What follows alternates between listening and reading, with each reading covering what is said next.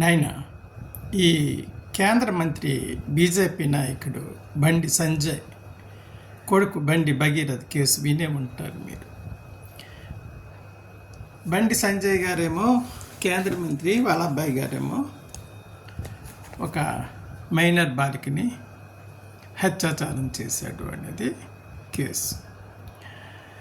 అందులో పుత్రరత్నాన్ని జైలుకి పంపించకుండా ఉండడానికి, అరెస్ట్ కాకుండా ఉండడానికి, అసలు కేసే లేకుండా చేయడానికి తండ్రి ఎంత ఆరాటపడ్డాడో మీరు చూసే ఉంటారు.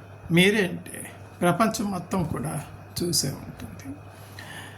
ముందన్నాడు ఇదేదో రాజకీయ కక్ష అన్నాడు, నా కొడుకు అలాంటివి ఏటి తెలియదు అన్నాడు. ఆ తర్వాత అన్నాడు న్యాయం ముందు అందరూ సమానమే అన్నాడు. మేమే కొడుక్కి తీసుకెళ్ళి అప్పు చెప్పామన్నాడు. ఎన్నో రకాలుగా తండ్రి కదా నైనా, తండ్రి కేంద్ర మంత్రి అయినప్పుడు రక్షించడానికి ట్రై చేస్తాడు. ట్రై చేసిన తర్వాత ప్రజాస్వామ్యంలో అది కుదరదు కదా. ఇప్పుడు ప్రజాస్వామ్యం ఇప్పుడు ప్రజాస్వామ్యం చాలా గట్టిగా ఉంది. ప్రజలు బాగా ఇదైపోయారు. మనకు మీడియా కూడా బాగా డెవలప్ అయిపోయింది కాబట్టి వీళ్ళు వేషాలు సాగవు.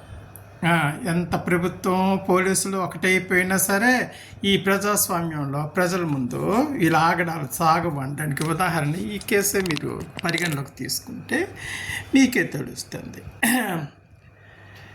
ఆ బాధితురాలు, ఆ మైనరు పోలీస్ స్టేషన్కి వెళ్తే ముందు ఆవిడ కంప్లైంట్ తీసుకోలేదు.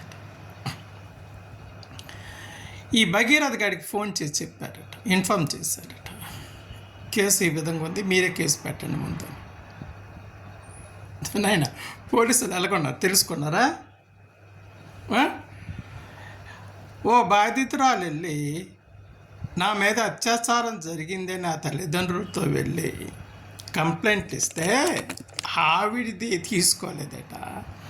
ఈ భగీరథ అనేవాడు కేంద్ర మంత్రి కొడుకు కాబట్టి ముందు పోలీసు వాళ్ళు ఇన్ఫార్మ్ చేశారట.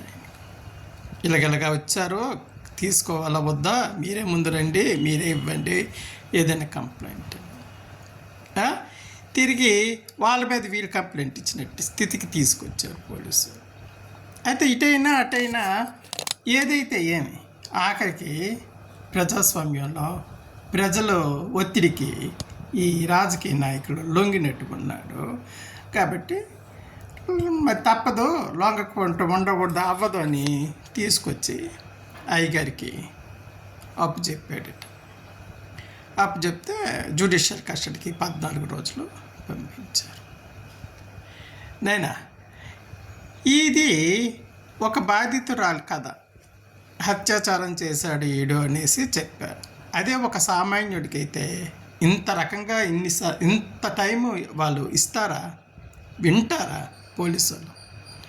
ఒక రాజకీయ నాయకుడు కాబట్టి బండి సంజయ్ ఆయన కుమారుడు కాబట్టి పోలీసులు ఇన్ని రకాల వేషాలు వేసినప్పటికీ ఆఖరికి ప్రజాస్వామ్యంలో ప్రజల పక్షాన వీడియో పోరాడింది కాబట్టి మీడియా కాబట్టి వీళ్ళ ఆటలు సాగకుండా తప్పనిసరి పరిస్థితుల్లో బండి సంజయ్ కొడుకుని అరెస్ట్ చేశారు. కానీ లేకపోతే సామాన్య మానవుడికి ఇదంతా ఇస్తారనన్న ఈడిస్తే అనేసి లాక్కి వెళ్ళిపోరు.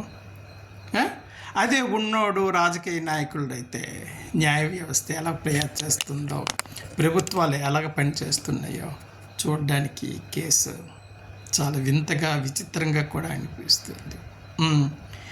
ఇక ఒక న్యాయమూర్తి అయితే ఇందులో ఈ కేసులో ఇప్పుడు ఈ బండి సంజయ్ గారి అత్యాచార కేసులో నేను ఉండను అనుకుని వెళ్ళిపోయాడు. ఇంకో జడ్జి ముందుకు వస్తే ఆ జడ్జికి ఏవేవో అంటగట్టి ఇందులో ఈ కేంద్ర మంత్రికి ఎలాగైనా సరే కొడుక్కి బెయిల్ పొందే అవకాశం ఉంటుంది అని న్యాయ వ్యవస్థకు కూడా ఇందులో లింక్ పెట్టారు. అంటే మనకేమర్థమవుతుంది, రాజకీయ నేపథ్యం ఉంటే అందులో న్యాయ వ్యవస్థ కూడా ఇంక్లూడ్ అయి ఉండిపోతుంది. ఇక ప్రభుత్వాలు అయితే మరి చెప్పక్కర్లేదు అని మనకు అర్థమైపోతుంది. సరే అరెస్ట్ చేశారు. అరెస్ట్ చేస్తే అక్కడ ఎన్ని రాజభోగాలు అనుభవిస్తాడో మనకు తెలియని కదా నైనా. ఇక్కడ ఈ కేసుని నిర్వీర్యం చేయడానికి ఎంత ప్రయత్నించారు. పోనీ అరెస్ట్ అయ్యాడు 14 రోజులు. ఆ 14 రోజులు ఆడికి కష్టం సుఖం తిరగనిస్తారు. రాజభోగాలు అనుభవించినట్టుగా ఏర్పాట్లు చేస్తారు. ఎందుకంటే కేంద్ర మంత్రి కాబట్టి. ఇక్కడ ఉన్నది కూడా ఈ ప్రభుత్వం కూడా వాళ్ళు చెప్పిన మాట వింటుంది కాబట్టి ఎవరికి తెలియని విషయాలు ఇవన్నీ తెలిసిన విషయాలే. అయితే ఒకటి, ప్రజాస్వామ్యంలో ఎప్పుడు కూడా న్యాయమే గడుస్తుందని మనం ఆశతో ఉన్నాం. ఎవరు ఎన్ని రకాలుగా చేసినా, ఎవరు ఎంతమంది ఎలాగ అయినా సరే ఆఖరికి న్యాయం గెలుస్తుందని ఒక ఆశతో మనిషి ఉన్నాడు కాబట్టి ఇలాంటి విషయాల్లో కొంచెం ఊరట కలిగి ఉంటున్నాం అన్నమాట. అదే ఆ న్యాయ వ్యవస్థ మీద కూడా మనకి నమ్మకం లేకపోయింది అనుకోండి, మనం ఏమి చేయలేని స్థితికి మనం దిగజారిపడతాం. కాబట్టి ఇక్కడ చూసినప్పుడు ప్రభుత్వం, పోలీసు వ్యవస్థ, న్యాయ వ్యవస్థలు కూడా ఇందులోని దించితే ప్రజాస్వామ్యంలో ఏంటి గెలవాలి అనేది ఆఖరికి మీడియా ద్వారా, మీడియాకి దడిచి ప్రజలు చేసే తిరుగుబాటుకి జడిసి వీళ్ళందరూ కాస్త తగ్గినట్టుగా అనిపిస్తుంది. లేకపోతే ఇది ఇంకొక రకంగా మలుపు తిరుగును. కానీ అప్పటికి కూడా బాధితురాలపై కొన్ని ఆరోపణలు చేశాడు ఈ బండి సంజయ్, కేంద్ర మంత్రి.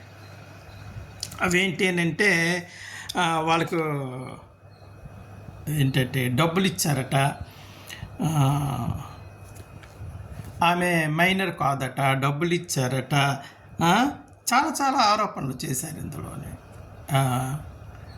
ఆవిడతోని ఇలాగా జరిగి ఉండకపోవచ్చు అని.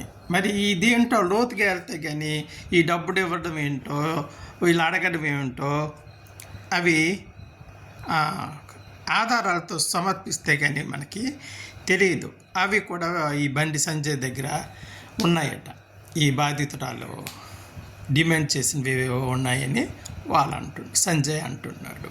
మరి ఏదైనా ఇది మొదటి స్టెప్ కాబట్టి ఈ స్టెప్లో ఎక్కడి వరకు జరిగింది ఏంటి అనేది మనం చూడాలి. కానీ లోపలికి వెళ్ళడానికి ఎవిడెన్స్ ప్రకారమే వెళ్తాయి కాబట్టి అది న్యాయ ప్రక్రియలో అది భాగమవుతుంది. కానీ అరెస్ట్ వరకు అంటే బాధితురాలు కంప్లైంట్ ఇచ్చిన కానుంచి ఈ అక్యూజ్డ్ అరెస్ట్ అయినంత వరకు మనం చూసినప్పుడు అది ఎంత వింతగా, విడ్డూరంగా, విచిత్రంగా జరిగిందో అనేది తెలుస్తుంది. పోలీసు వ్యవస్థ ఎంత చక్రంగా పనిచేస్తుంది, ప్రభుత్వం ఎలా పనిచేస్తుంది, కేంద్రంలో ఉన్న వ్యక్తులు ఎలా పనిచేస్తారు, న్యాయ వ్యవస్థలో ఉన్న వ్యక్తులు ఏ విధంగా పనిచేస్తారు, ఆఖరికి ఎంతమంది ఎన్ని రకాలుగా ఉన్నా ప్రజల ముందు లొంగవలసిందే అనేది ఈ ఎపిసోడ్లో నాకు అనిపిస్తుంది. మరి మీకు ఎలా అనిపిస్తుందో ఏంటో నాకు తెలియదు, కానీ నాకైతే అనిపిస్తుంది.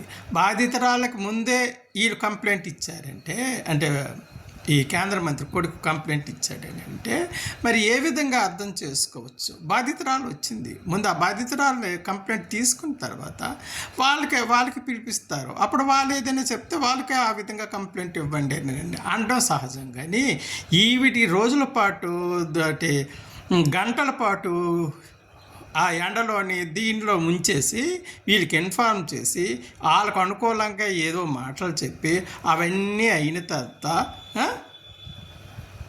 ఎఫ్ఐఆర్ కట్టడానికి వీళ్ళు కంప్లైంట్ తీసుకున్నారు అని అంటే ఎంతవరకు భావ్యమో, ప్రజాస్వామ్యంలో ఏం జరుగుతుందో అనేది మనం అందరం ఆలోచించుకోవలసిన విషయం. అయితే ప్రజలు అంత ఏవేరి వాళ్ళు కాదు, మీడియా అంత ఎర్రిది కాదు, న్యాయమూర్తులు అంత పిచ్చోలేం కాదు. ఇలాంటి వాళ్ళకి ఎక్కడో ఒక దగ్గర పడవలసిన స్థాయిలో శిక్ష పడుతుందని మనం ఆశిద్దాము. న్యాయం బాధితురాలకి, నిజంగా బాధితురాలు అయితే న్యాయం ఆవిడికి దక్కుతుందని కూడా ఆశిద్దాం. ఉంటానే.